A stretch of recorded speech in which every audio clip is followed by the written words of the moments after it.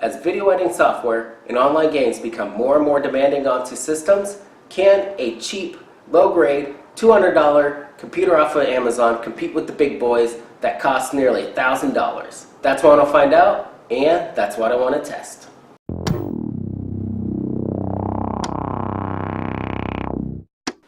Now, when updating a seriously old computer or a slow one, the first thing and most important thing you need to do is upgrade the processor. That's the brains behind this computer.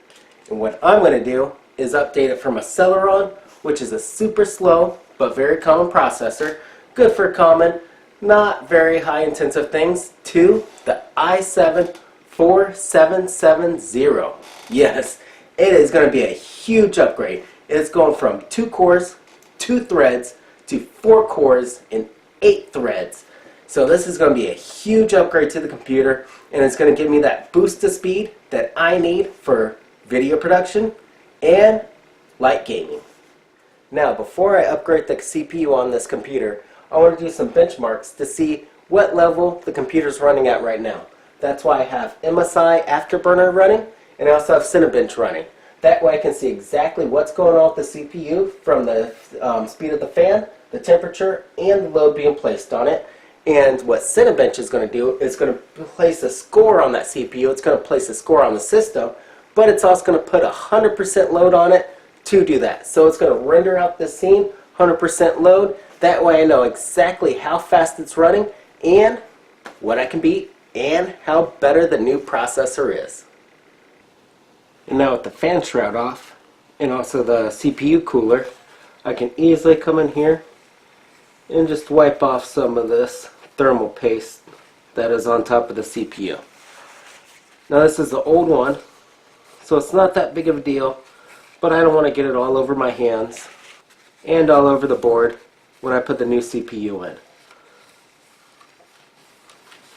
Looks pretty good. Get the old one out.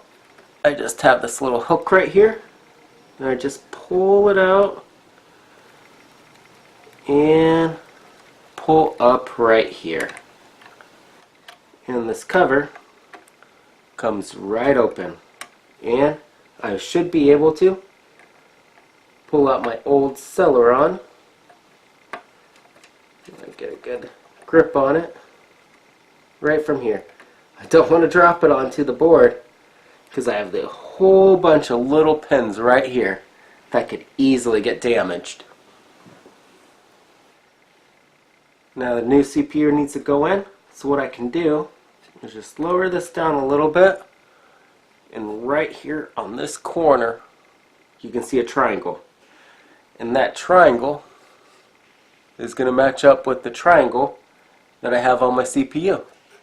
So all I need to do is lift this cover back up very carefully, of course. CPU is going to go slide right in. There's going to be no resistance. It just drops right in. And now I can drop down this cover.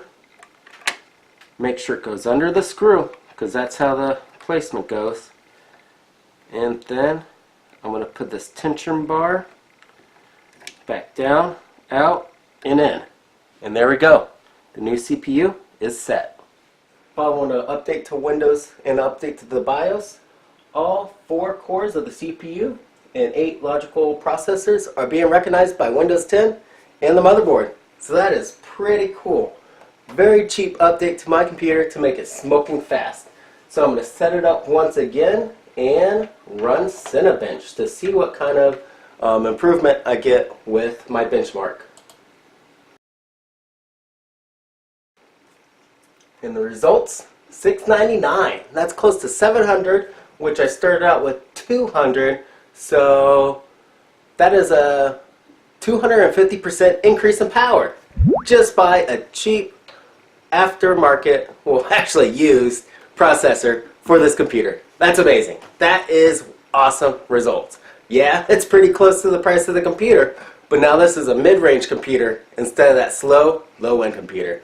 So I'm going to keep updating this and see how fast I can get this computer on the cheap. So thanks for watching. Like, subscribe, comment, and keep watching.